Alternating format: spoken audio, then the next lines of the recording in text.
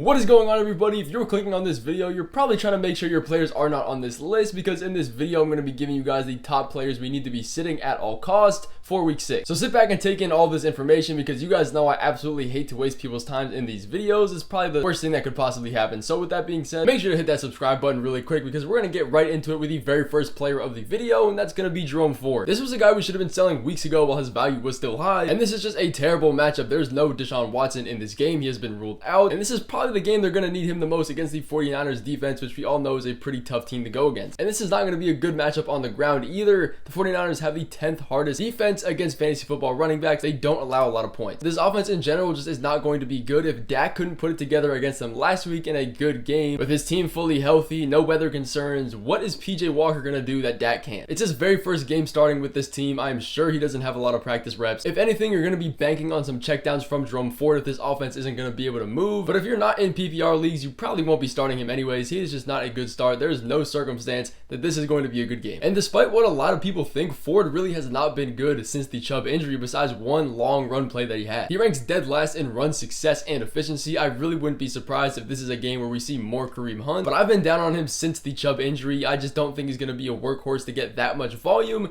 and in a really tough matchup, he's not going to be a guy we should go ahead and be starting. But going over and looking at another running back we need to be sitting, that is Rachaad White. Despite the pretty decent usage he's been seeing recently, he's had one of the hardest schedules for fantasy running backs, and it is going to continue here against the Lions run defense that rank 3rd in points allowed to opposing running backs. This is not a good matchup again by any means. The Lions allow the least yards per rush attempt, and the worst part about this, besides the bad defense matchup, is that they're going to rely a lot on the passing game if they're going to stay in this game with the Detroit Lions, especially now that Mike Williams has been ruled in and is healthy. Just another aspect to this pass attack that they don't need to use the run game a whole lot with. And that's not a hunch, that is a statistical fact throughout the entirety of the season. They've only totaled 348 yards through 5 weeks. That is the absolute lowest in the NFL by a good amount. The Bucs also average only 3 yards per rush attempt, which again is the lowest team total in the NFL. And if we look at the Lions, they're one of the more slow-paced teams in football right now, especially now that Jahmyr Gibbs is out for this game. They're going to have less of a dynamic script. They're just going to spam runs with David Montgomery if they see any kind of lead in this game, which is probably going to happen because their offense has been looking very good. This is not a confident matchup for Rachaad White to be starting. This offense hasn't leaned too much on the run. You're going to be relying on checkdowns, and I'm not completely sure if we can do that yet, especially if you're not in PPR leagues. But looking at another running back we need to be sitting at all costs this week is Dameon Pierce. And if you were to tell me that CJ Stroud would be top 10 in passing yards and the Texans offense would be ranked 11th overall, well, I'd say that Dameon Pierce is probably a top running back getting a whole bunch of usage and checkdowns. But no, this team is bottom 5 in rush yards and efficiency on the season, and Pierce just has not been good. On top of that inefficiency, he's also having one of the hardest matchups this week against the Saints defense that are 5th in running back points allowed. We saw what they just did to Ramondre Stevenson in the Patriots last week, by far his worst game of the season, but they've been holding running backs to low fantasy totals all year. And if you're looking for some numbers, I'll give it to you. The Saints allow 14 fantasy points to all opposing running backs per game and only 1 rushing touchdown on the season. Again, these are the fewest in the NFL. Pierce has only had 247 rushing yards this year, and it's not like he's had the toughest running back schedule all season. He really has had a middle of the pack schedule, but he still has one of the lowest rushing totals. But whether his really bad performance has been because of him or because of his offensive line, that doesn't really matter for fantasy football. His yards after contact has pretty much been cut in half since last year, only at 2.9 right now compared to 4. I could go into stats that would make him even more of a must sit for hours, but I'm really not going to do that. I'm not going to make you sit through it. But to add the insult to injury, Pierce has never seen above a 60% snap share the entirety of the season. Ceiling is already going to be capped, and I'm not banking on that against a tough Saints defense. But I do want to tell you guys about this next group of players. I never want to tell you guys false information, but I do want to make sure you guys are the most informed group of people on YouTube. So I want to go over Brandon Aiyuk and Deebo Samuel really quick, even though they aren't one of my complete must-sit players for this list. But there's something you really need to take into consideration for these players if you're going to be starting them. 49ers get a matchup against the Cleveland Browns, who have quietly become one of the best defenses in the NFL, especially over the top to the wide receivers and quarterbacks. They are the hardest defense and allow the least amount of fantasy points to opposing wide receivers. They've only allowed 365 all-purpose yards to every single wide receiver they've ever played all season long, and no team comes close at all. The number 2 team behind them is the Jets at 542 yards. They held Zay Flowers last week to 3 catches for 56 yards, and D-Hop only had 3 for 48 the game before that. And I really don't think I have to make too much of a case on why they are a tough defense. Any statistic will tell you they are the hardest defense to play against, and they're also the number 1 defense against fantasy quarterbacks. quarterbacks, and Brock Purdy has not had a bad game. No turnovers this season. That could definitely change. And I know I've already been cooking a lot, but there's another statistic that makes me really worried about these guys.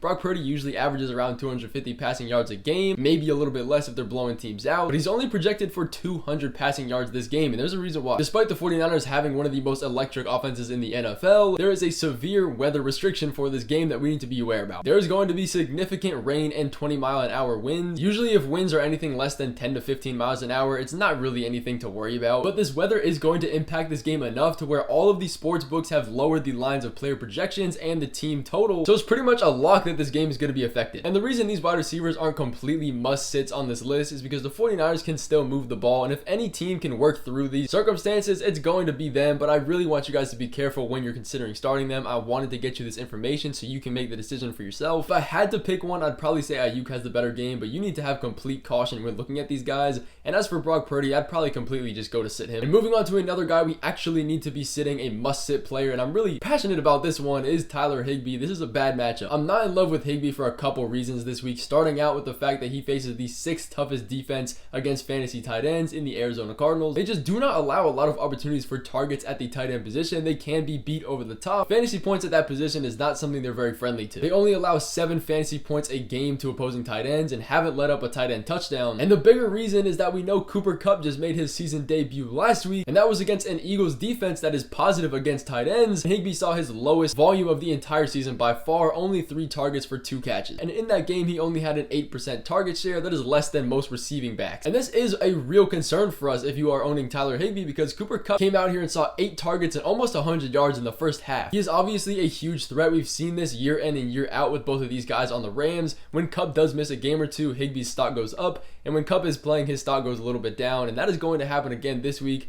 And it does not help that they get a really tough matchup against the Arizona defense. With everybody in this offense, I don't see enough targets going around or even enough need to really get Tyler Higbee involved in this offense. We have so many other playmakers. So if I have him, I'm definitely sitting him where I can. But that is going to finish off this video. If you guys did enjoy, I seriously appreciate you making it all the way through. And I will see you guys after the games from week 6.